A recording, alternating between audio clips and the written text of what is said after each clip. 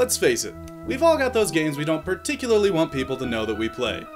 Maybe they're considered just bad games, or maybe, just maybe, they're so weird that if someone walked in at the wrong time, they'd never be able to look you in the eye again. I've compiled a list of the top 5 games that I'm embarrassed to admit that I play, and I'm calling it my shame list. And for some reason, I'm putting it on the internet. So without further ado, here we go! Oh boy. Yep. This is one I'm gonna regret. Number 5. When it comes to YouTube, this game is on most people's shit lists. Both JonTron and the Game Grumps, son of a bitch, have torn this game a big, nasty new one. But when I watch their videos about this game, I can't help but ignore what they are saying and just let the nostalgia wash over me, like a refreshing wave of Reese's Puff commercials and Nickelodeon gag.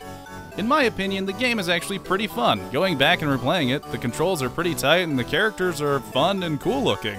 Sure, the game is absolutely ridiculous. I mean, Kevin McAllister has a lot more to worry about than thieves, with a basement full of giant spiders and spooky ghosts. And this awesome death sound that Marv makes when he goes over a trap. All in all, it's a fun, challenging game that's gotten the shit kicked out of it. And I'll take that to the bank. You know, the one past the giant spider and the spooky ghosts. Alright, we're done here. Number 4. Ed Boon and his homies rarely stray from the fighting game genre. And why would they? They're really, really good at it.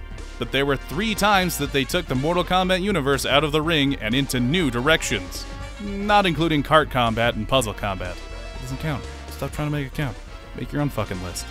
While Shaolin monks shit all over the established lore up to that point, it was well regarded as a decent beat-em-up adventure. However, these other 2 didn't fare so well. Personally, I didn't care too much for mythologies. But yay, FMVs! Those are cool, right? But Special Forces? Oh man, I enjoy that game way more than I should. It often gets a bad rap as the worst game in the franchise. For the most part, it's a pretty fun beat-em-up adventure. Collecting items, solving puzzles, all that good stuff. It even has some cool combos in it, and pretty fun, challenging boss fights. Admittedly, the first-person shooter parts of the game are beyond broken, but I can't help but chalk that up to the PlayStation. I never really felt like they nailed FPS games quite like the N64 did. You want some fries with that whoop ass? Number 3. Okay. Before you immediately just go down in the comments and berate me, hear me out on this one. Sure, there is no way in hell Forever could have lived up to even a fraction of the hype that was behind it, for its production time of over a friggin' decade. But setting that aside, I had a stupid good time with this game. Sure, the jokes were dated and lame, but that's the same reason I go see the Expendable movies in theaters. I know they're going to be stupid, but I'm going to leave having had a lot of fun. To be fair, I didn't pick up the game until it was $5 on Steam, so I didn't get burned like people on release day. But that's because I knew what to expect before the game even came out. It had sat in production hell for way too long, and my very, very low expectations were easily exceeded.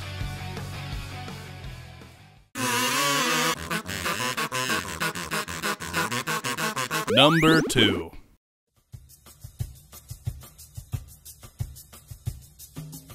This is where the list really takes a turn into the probably gonna be hard to live this down realm of things. Akiba's Trip Undead and Undress for the Vita is a very uniquely Japanese game.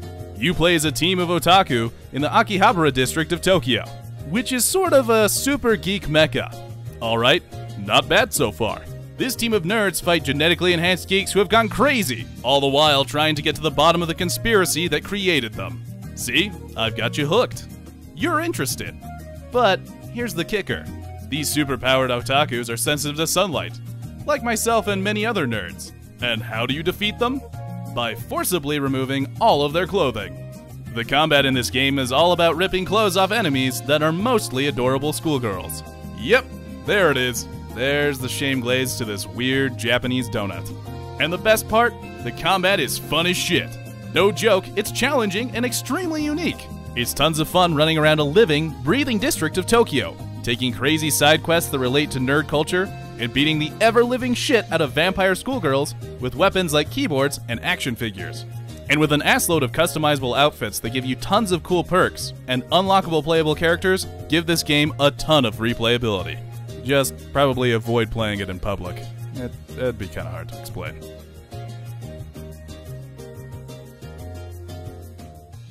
Oh, fuck it. No turning back now. Number 1. After a game like Akiba's Trip, you knew this had to be a good one.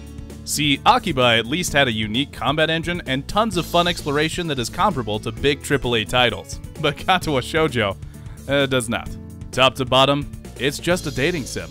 While I'm not quick to explain what I'm playing on my Vita to my friends, I'm far less likely to go in depth about this visual novel about a high school for the physically handicapped. And it's not the fact that I played this game that makes me so embarrassed to admit to. It's the fact that I absolutely fucking loved it. I didn't just play this game. For a solid month, I let it consume my life. And that is why it takes the number 1 spot over any of the others. Well, I showed you mine. Now you show me yours. Leave in the comments below the game that embarrasses you the most to play, and the one you probably don't want to tell your friends about.